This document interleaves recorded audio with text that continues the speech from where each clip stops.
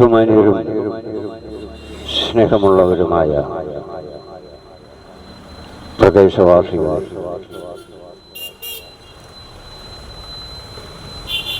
അല്പസമയം മാത്രം കർത്താവായ യേശുക്രിസ്തുവിന്റെ നാമത്തിൽ നിങ്ങളുടെ ശ്രദ്ധയെ ക്ഷണിക്കുകയാണ്. മാറിവരുന്ന സാഹചര്യം, അതിനെ അതിജീവിക്കുവാൻ ഏറ്റവും ഉദാത്തമായ ഒന്നാണ് ദൈവത്തിന്റെ വചനം. മാറിവരുന്ന സാഹചര്യമെന്ന് പറയുമ്പോൾ ഇന്ന് നമ്മുടെ കേരളത്തിൽ മയക്കുമരുന്നിന് അടിമയായ അനേക കുട്ടികളെന്ന് വേണം പറയുവാൻ. 18 വയസ്സിന് താഴെ പ്രായമുള്ള അനേക കുട്ടികൾ മയക്കുമരുന്നിന് അടിമകളാണെന്ന് അറിവ് നമ്മുടെ ഗവൺമെന്റ് തന്നെയാണ് അറിവ് വെളിപ്പെടുത്തിയിരിക്കുന്നത്. അപ്പോൾ അങ്ങനെയുള്ള കാര്യങ്ങൾ മനുഷ്യൻ ചെയ്യാതിരിക്കുക, മയക്കുമരുന്ന് മനുഷ്യൻ ഉപയോഗിക്കാതിരിക്കുക. മയക്കുമരുന്ന് ഉപയോഗിക്കുമ്പോൾ അവരുടെ ഭാവി തന്നെ നഷ്ടമായി പോവുകയും അവരെ പ്രതീക്ഷിച്ച് സ്വപ്നം കണ്ടുകൊണ്ടിരിക്കുന്നതായ മാതാപിതാക്കൾ പ്രതീക്ഷയറ്റവരായി വളരെ വേദന അനുഭവിക്കുന്നതായും നമുക്ക് കാണുവാൻ കഴിയും. ഇപ്പോഴങ്ങനെയുള്ളത് കാരണം മയക്കുമരുന്ന് മനുഷ്യൻ ഉപയോഗിക്കാതിരിക്കുക. ഇപ്പം നമ്മുടെ പത്രങ്ങളിലും അതുപോലെ തന്നെ മറ്റെല്ലാ മീഡിയകളിലും മയക്കുമരുന്ന് ഉപയോഗിക്കരുത് എന്ന അതിശക്തമായ രീതിയിലുള്ള മുന്നറിയിപ്പുകൾ എല്ലാ ഭാഗത്തു നിന്നും ഉണ്ടായിക്കൊണ്ടിരിക്കുകയാണ്. ജനത്തെ ബോധവൽക്കരിച്ചുകൊണ്ടിരിക്കുന്ന ഒരു സമയമാണ്. ഇപ്പോഴങ്ങനെയുള്ള കാര്യങ്ങളിൽ മനുഷ്യൻ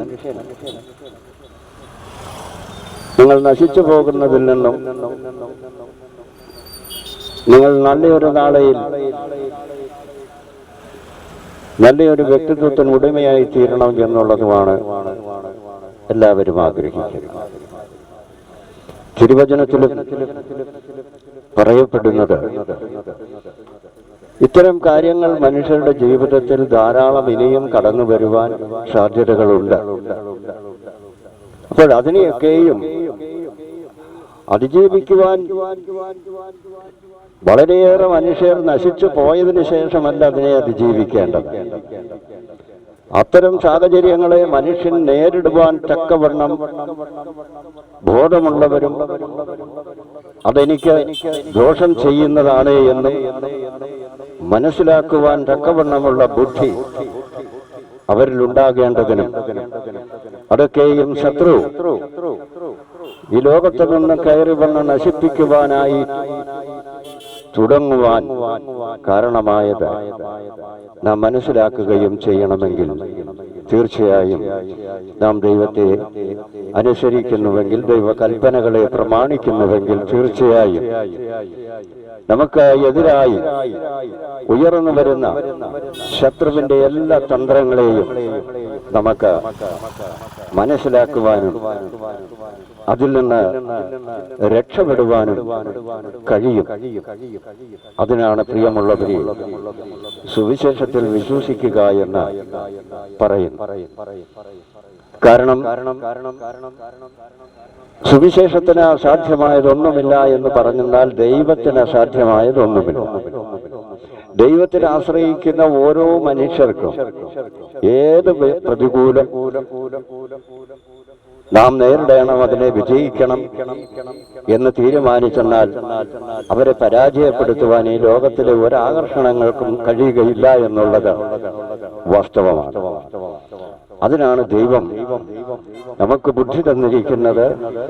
നാം നശിച്ചു പോകുവാനല്ല, നമുക്കും മറ്റുള്ളവർക്കും പ്രയോജനപ്രദവും ഇത് ദൈവമാണ് എനിക്ക് ഈ അറിവ് തന്നിരിക്കുന്നതെന്നും അത് ഞാൻ നശിച്ചു പോകാതിരിക്കുവാൻ വേണ്ടിയാണെന്നുമുള്ള ബോധം നമ്മളിൽ തെളിഞ്ഞു വരുന്നത് ദൈവത്തിന്റെ പ്രവൃത്തിയാണ്.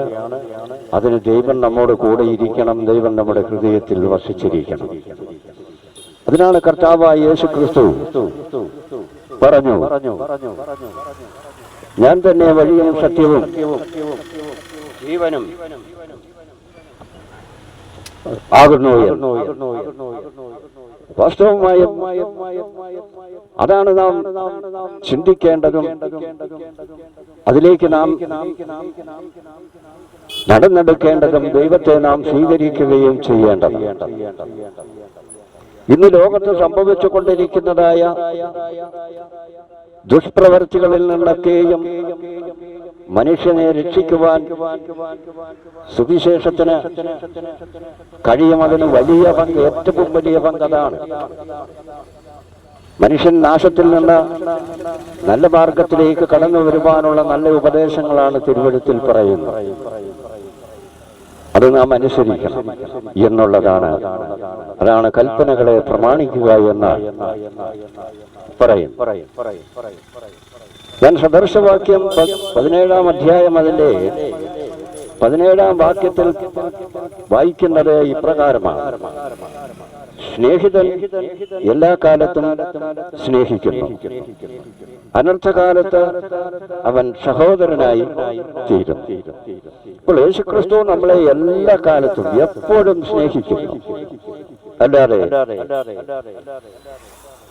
കുറച്ചു സമയം നമ്മെ സ്നേഹിക്കുകയും പിന്നീട് നമ്മെ തള്ളിക്കളയുകയും ചെയ്യുകയില്ല. ആരോടും വൈരാഗ്യമോ വിരോധമോ പകയോ വിദ്വേഷമോ യേശു കർത്താവിനില്ലായിരുന്നു. അത് നമ്മൾക്ക് കാണുവാൻ കഴിയും. കൽവരിയിലെ ഗൊൽഗോഥ എന്ന സ്ഥലത്ത് വെച്ച് കുരിശിലേക്ക് തന്റെ കാലും കൈയും ചേർത്ത് പിടിച്ച് ആണിയടിച്ചു കയറ്റിയപ്പോൾ യേശു അവരെ ശപിക്കുകയോ അവരോട് പകവെച്ച് പുലർത്തുകയോ അവരോട് കോപിക്കുകയോ അല്ല ചെയ്തത്. അവർക്ക് വേണ്ടി യഥാർത്ഥമായും കർത്താവ് പ്രാർത്ഥിക്കുകയായിരുന്നു. പിതാവേ, ഇവർ ചെയ്യുന്നത് ഇന്നത് എന്നറിയായികയാൽ ഇവരോട് ക്ഷമിക്കണമേ. ഇപ്പോൾ കർത്താവ് നമ്മെ സഹായിക്കാനാണ് വരുന്നത്. ഈ മയക്കുമരുന്നിൽ നിന്നൊക്കെ നമുക്ക് മോചനം നേടുവാൻ ഒരു പ്രയാസവുമില്ലാതെ കഴിയും.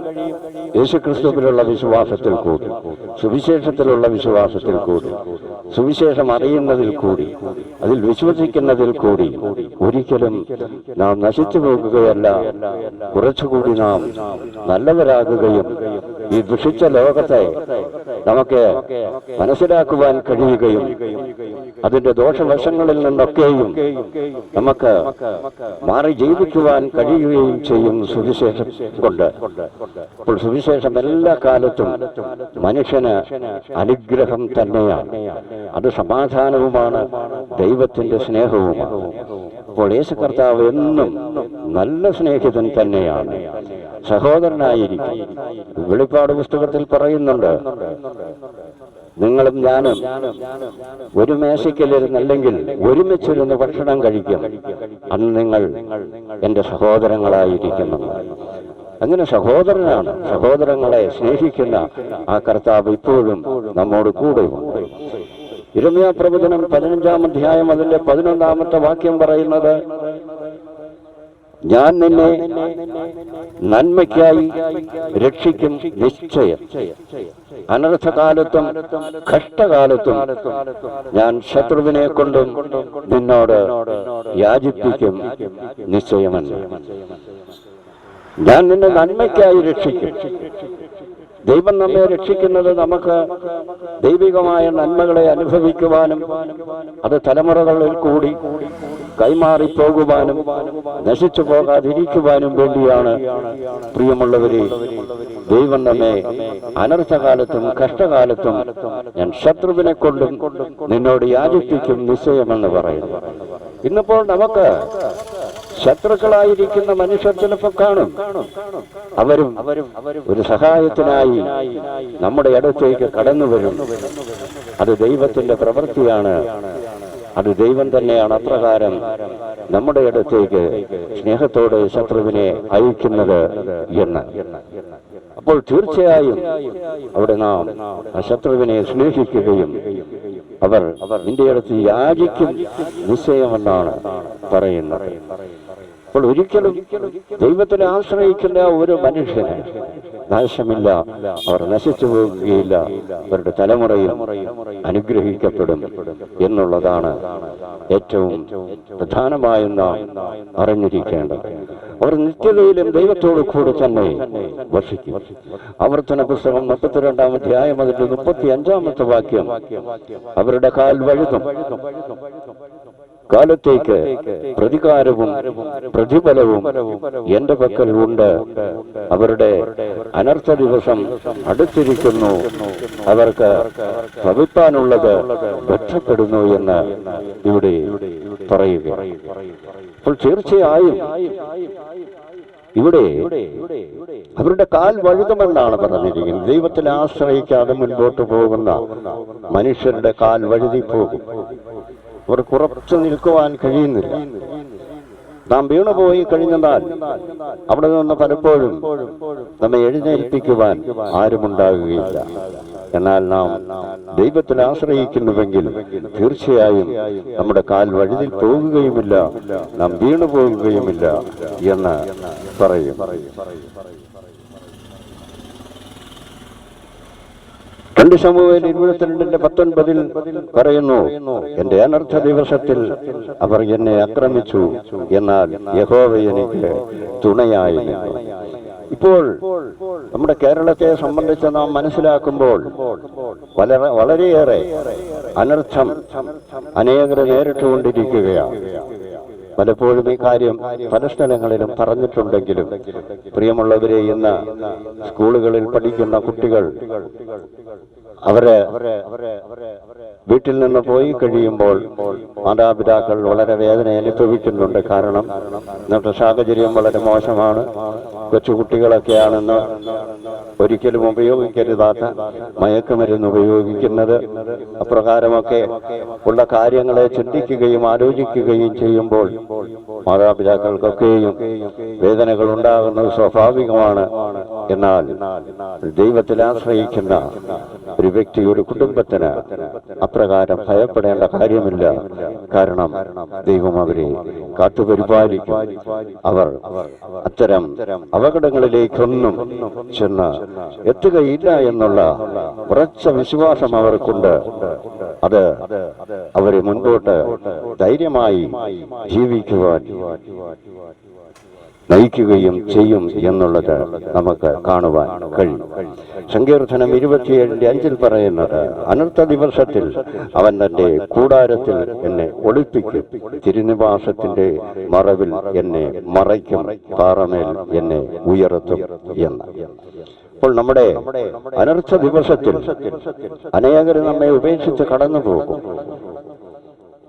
എന്നാൽ ദൈവം നമ്മെ ഒരിക്കലും തള്ളിക്കളയുകയോ ഉപേക്ഷിക്കുകയോ ചെയ്യുകയില്ല.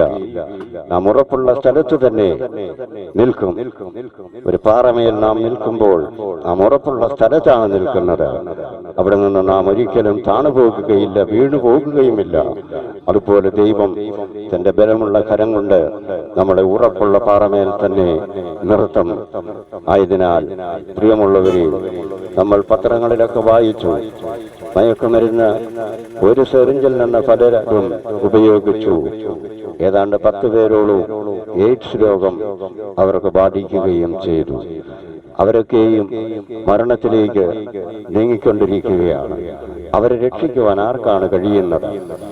എന്നാൽ അവരെ രക്ഷിക്കുവാൻ ദൈവത്തിന് കഴിയും.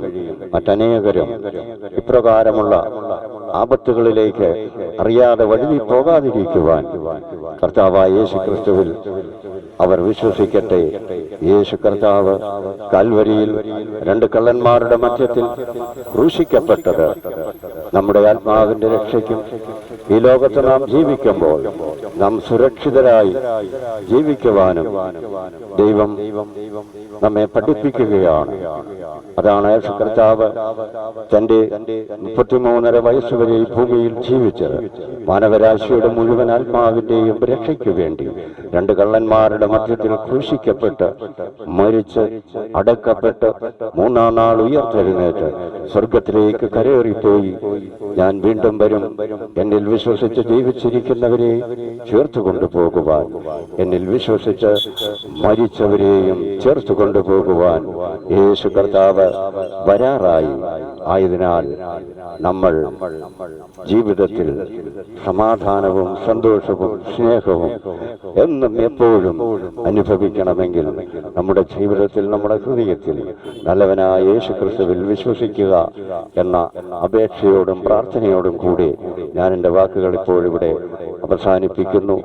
പ്രിയമുള്ള ദൈവദാസന്മാരും ദൈവദാസിമാരും ആയുള്ളവരെയും ദൈവം നിങ്ങളെ എല്ലാവരെയും ധാരാളമായി അനുഗ്രഹിക്കട്ടെ. ആയുസ്സും ആരോഗ്യവും തന്ന് ദൈവം നിങ്ങളെ മാനിക്കട്ടെ എന്ന പ്രാർത്ഥനയോടെ